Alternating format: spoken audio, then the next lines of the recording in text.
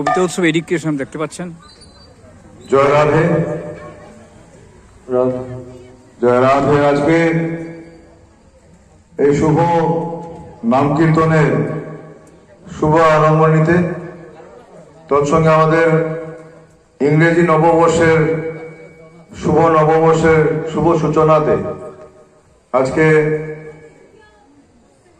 প্রথমে আমি সবাইকে আমার প্রণাম শ্রদ্ধা নিবেদন করছি যে এত সুন্দর এই নাম কীর্তনে যে আমি সৌভাগ্যবান যে প্রদীপ উজ্জ্বলন করে তার শুভ আরম্ভ আমরা করতে পেরেছি।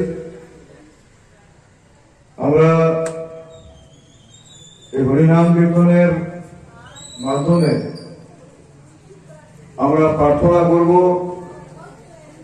যাতে সারা বছর বিশ্বের প্রতিটি মানুষ যাতে সুস্থ থাকেন, ভালো থাকেন, সেটাই আমরা আজকে প্রার্থনা করব। সবার মঙ্গল কামনা আমরা প্রার্থনা করব। আজকে যে নামের মাধ্যমে যে শক্তি আমি নিজে উপলব্ধি করেছি, আমি যারা নবপ্রজন্ম যারা আছেন সবাইকে আমি,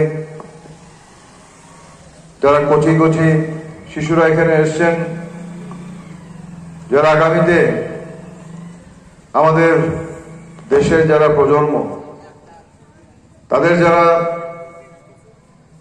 বাবা মারা আছেন, আমি আজকের দিনে একটা কথাই বলবো, যদি আপনারা আপনাদের সন্তানদেরকে একটা রোজ একটা যে জীবনের পন্থা তার মার্গদর্শন করাবেন, এবং তার মধ্যে হলো গিয়ে সকালে ঘুম থেকে উঠে সূর্য প্রণাম করে তারপর ভগবানের চরণে যে যতটুকু পারে দুটো ফুল নিবেদন করে যাতে আমরা জীবনের আমাদের দিনটা শুরু আরম্ভ করতে পারি, এটা মনে রাখবেন।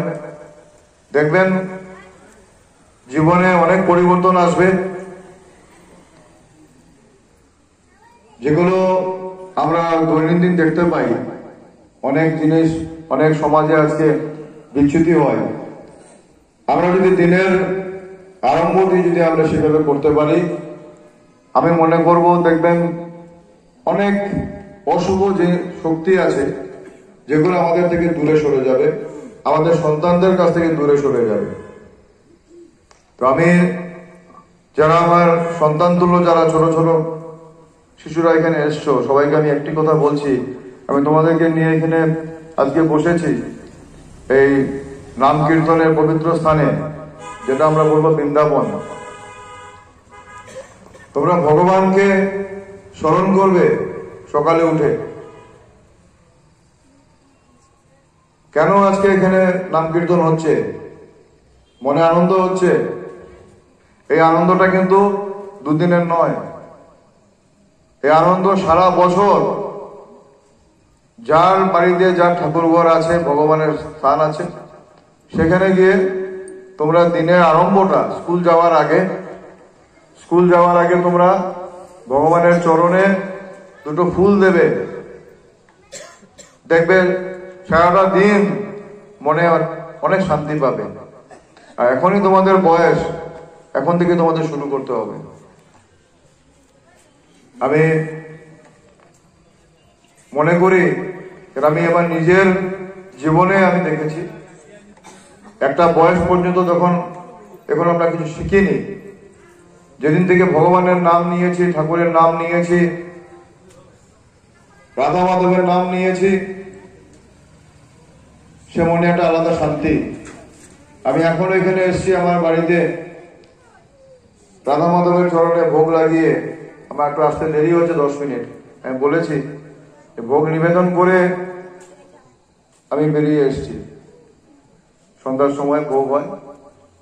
তো সেই শক্তি আত্মবিশ্বাসকে জাগিয়ে তোলে, এক মহাশক্তি। তা সেই শক্তির সামনে কেউ দাঁড়াতে পারবে না। দেখবেন ভগবানের যখন আশীর্বাদ প্রাপ্ত হবেন, যখন ভগবানের নাম নেবেন, যখন শ্রীকৃষ্ণের নাম নেবেন, সেই শক্তি যখন মনে পাবেন, দেখবেন সেই শক্তির সামনে কোন শক্তি দাঁড়াতে পারবে না। আমরা যেন সেটাই যদি আজকে আমাদের উদ্দেশ্য হয়, আমরা নাম কীর্তন করব বলে দুদিন নাম কীর্তন করলাম, তারপরে ভুলে গেলাম, সেটা কিন্তু নয়। নাম কীর্তন করা মানে আজকে এই যে কীর্তন কমিটি, এই যে নামের ব্যবস্থা করা হয়েছে, হয়তো আপনারা জানেন না, আপনাদের অজান্তে যে আজকে আপনারা কতটুকু পূর্ণ কাজ করেছেন, যে কত হাজার হাজার ভক্ত মন্ডলীরা আসবেন এবং এসে যে এখানে সেই নাম শুনবেন, ভগবানের কথা শুনবেন। আমাদের যারা নাম কীর্তন যারা ভাইরা এসছেন, দাদারা এসছেন, তাদের মাধ্যমে, এবং তারপরে যে মহাপ্রসাদ নেবেন, সেটা কিন্তু একটা অনেক পূর্ণ কাজ যেটা আপনারা করেছেন। আমি কীর্তন কমিটির সভাপতি থেকে শুরু করে সম্পাদক প্রতিটি সদস্যকে আমি আবার প্রণাম জানাচ্ছি যে আপনারা একটা মহৎ কাজ আপনারা করছেন। আমি হাইলাকান্দি জেলার বিভিন্ন প্রান্তে আমাকে যখন নেমন্তন্ন বলা হয়, আমি গ্রাম শহর বিভিন্ন প্রান্তে যখনই আমাকে ডাকে আমি যাই, যতটুকু সময় দিতে পারি আমি চেষ্টা করি যাতে গিয়ে ভগবানের সেই নাম কীর্তনে গিয়ে নিজেকে সামিল করা। তো সেটা আমার বিশ্বাস। আরেকটা কথা বলি যে অনেকে বিভিন্ন ধর্মস্থানে যান, যে আমি সেই এবার মনে হয়েছে আমি বিভিন্ন ধর্মস্থান থাকতে পারি। তো আমি কিন্তু মনে করি আমরা যেখানে রোজ নিত্য পুজো করি সেটাই কিন্তু আমার ধর্মস্থান। তাহলে আমি পুজো কেন করব? আমার মনে সেই আত্মবিশ্বাস থাকতে হবে, সেই বিশ্বাস থাকতে হবে যে আমার ঘরে যখন আমি দেবদেবীকে পুজো ফুল দেবো, রাধা মাধবকে ফুল দেবো, নারায়ণকে ফুল দেবো, মানে আমার ঘরেই আমার সেই ধর্মস্থান, এটা মনে রাখবেন।